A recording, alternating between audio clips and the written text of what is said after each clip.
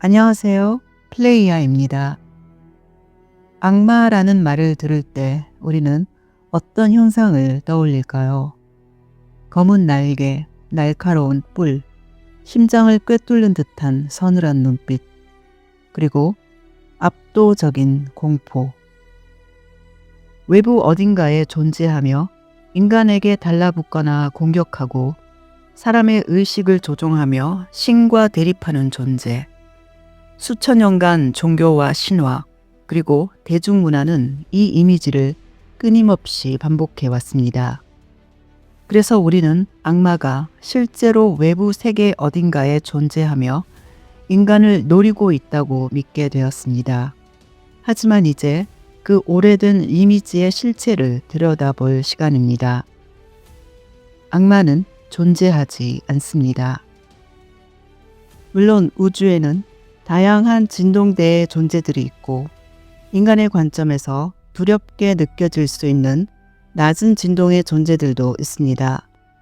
그들은 자신이 누구인지를 완전히 잊은 상태이고 모습은 악마를 연상시킬 만큼 기괴하게 느껴질 수도 있을 것입니다. 그러나 이들은 우리가 상상해온 악마가 아닙니다. 우리가 악마라고 부르는 것은 외부에 존재하는 실체가 아니라 인간의 부정적인 믿음과 두려움이 모여 형성된 집단 의식의 투사체입니다. 따라서 악마란 독립적인 의식이 있는 존재가 아닙니다. 악마가 독립적인 존재일 수 없는 이유는 단순합니다.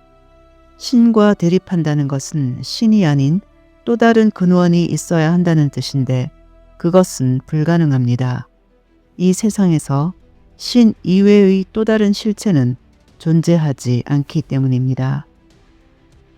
우리가 악마라고 부르는 상태는 자신이 신임을 완전히 잊어버린 의식의 극단적인 분리 상태일 뿐입니다. 이때 진동의 간극이 최대로 벌어지기에 신을 인식조차 하지 못하게 됩니다.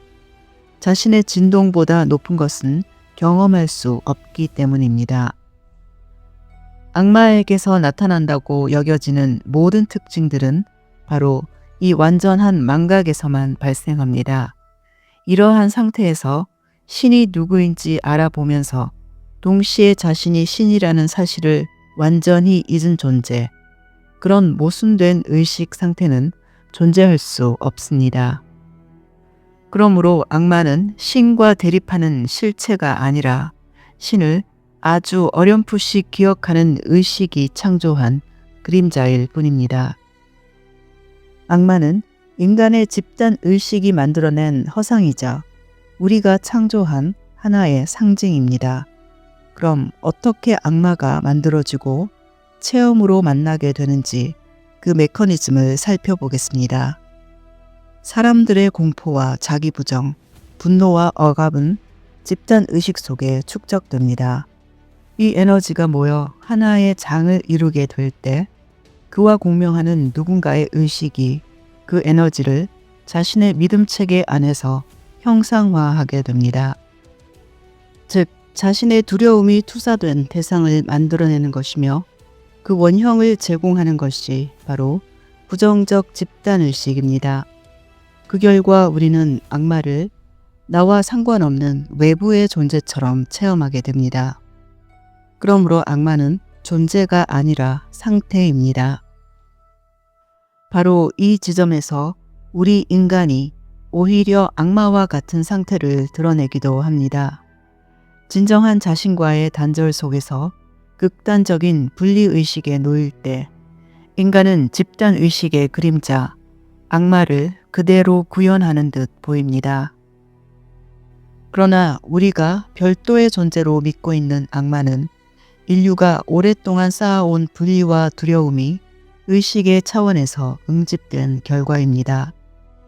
여기에 한 개인의 공포와 두려움이 이 집단 의식의 부정적 장과 공명하게 되면 그 사람은 자신의 에너지를 마치 외부의 존재처럼 체험하게 됩니다. 의식은 본래 창조하는 속성을 가지고 있기 때문에 이 통합되지 않은 조각은 집단 의식의 에너지와 만나 그에 가장 상응하는 모습으로 형상을 만들게 됩니다.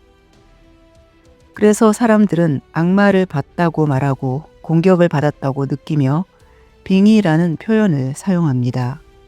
그러나 실제로 일어난 일은 그들이 오랫동안 억압해온 내면의 두려움이 집단 의식의 그림자와 연결되어 처음으로 의식 위로 떠오른 것입니다.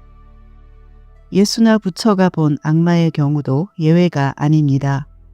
예수와 부처 역시 인간이었기에 인간의 경험을 통과했으며 그 과정에서 집단 의식의 그림자와 닿아 있는 자기 안의 부정적인 믿음 체계를 마주하게 된 것이었습니다. 여기서 그럼 천사도 우리 집단 의식이 만들어낸 존재일까라고 의문을 가지는 분들도 계실 것입니다. 악마와는 달리 소위 천사라고 부르는 의식은 존재합니다. 악마는 그 구조상 독립적으로 존재할 수 없는 반면 천사는 신의 본질을 나타내는 의식으로 신과 가장 가까운 진동의 상태에 있으며 이른바 신에게서 최초로 분화된 의식이라 할 수 있습니다.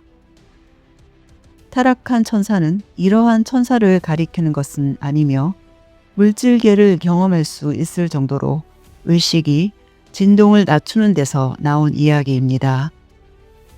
대천사가 악을 물리친다는 서사는 외부의 어두운 세력과 싸운다는 뜻이 아니라 의식이 양극성이 있음과 자신의 분리를 자각하고 통합의 방향으로 이동하는 과정을 신화적 이미지로 풀어낸 것입니다. 악마는 언제나 나보다 더 큰 힘처럼 느껴집니다. 그 배경에는 집단의식 전체의 에너지가 실려 있지만 그 힘이 실제로 작동하는 정도는 나의 믿음체계와 정확히 비례합니다. 악마를 투사해낼 정도라면 그 안에는 매우 깊고 두려운 분리의식이 자리하고 있다는 뜻입니다.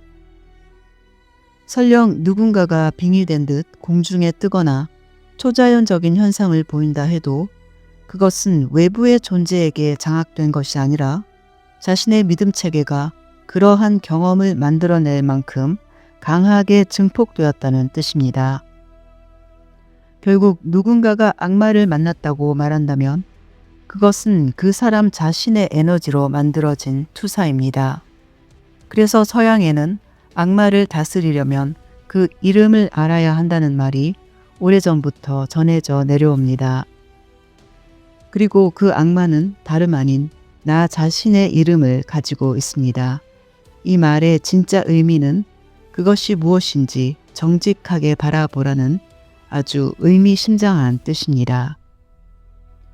우리가 만나게 되는 악마는 결국 내 안에 있는 한 부분입니다. 내가 외면했던 감정, 인정하지 않았던 상처, 사랑하지 못했던 나의 일부입니다. 우리는 그것을 악마라고 부르지만 실은 이해받지 못한 나의 한 부분이자 내 의식의 한 조각입니다. 설령 악마가 아니라 낮은 영적 차원의 존재와 조우했다 하더라도 그 접점이 만들어진 근본 원인은 같습니다. 나의 두려움과 회피가 이들을 끌어당긴 것입니다. 그래서 공격하면 더 강해지고 부정하면 더 고착됩니다.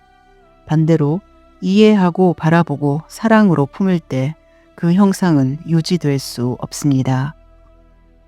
내 안의 분리가 회복될 때 진동이 올라가고 그와 맞지 않는 진동과는 더 이상 상호작용이 일어나지 않기 때문입니다. 악마는 제거되는 것이 아니라 통합될 때 제자리를 찾아갑니다. 악마는 우리가 아직 사랑하지 못한 우리 자신의 일부입니다. 내가 밀어내려 하는 것은 무엇인가요? 감정인가요? 생각인가요? 에고인가요? 아니면 내가 인간이라는 그 자체인가요? 우리가 악마의 실체를 부정하는 이유는 그것을 무시하기 위해서가 아닙니다. 오히려 우리 안에 억압된 에너지가 얼마나 강력하게 현실을 창조해낼 수 있는지 그 의식의 창조성을 직시하기 위함입니다. 그리고 무엇보다 나 자신을 온전히 인정하기 위해서입니다. 결국은 자기 부정이 악마를 만들어내는 것이기에 악마와 싸울 필요도 외부 세계를 경계할 필요도 없습니다. 필요한 것은 단 하나, 내 안을 정직하게 바라보는 용기입니다. 악마를 두려워하던 에너지를 나를 통합하는 에너지로 돌릴 때 우리는 비로소 외부의 힘에 휘둘리는 존재가 아니라 자기 삶의 주권자로 바로 서게 됩니다. 그 순간 악마는 더 이상 설 자리를 잃게 됩니다. 아니, 제자리를 찾아갑니다. 왜냐하면 악마는 본래 존재가 아니라 통합되지 않은 의식이 잠시 취한 형상이기 때문입니다. 분리된 의식이 다시 통합으로 돌아가는 구조는 오직 사랑 안에서만 가능합니다. 그래서 악마를 변화시키는 것은 언제나 사랑뿐입니다.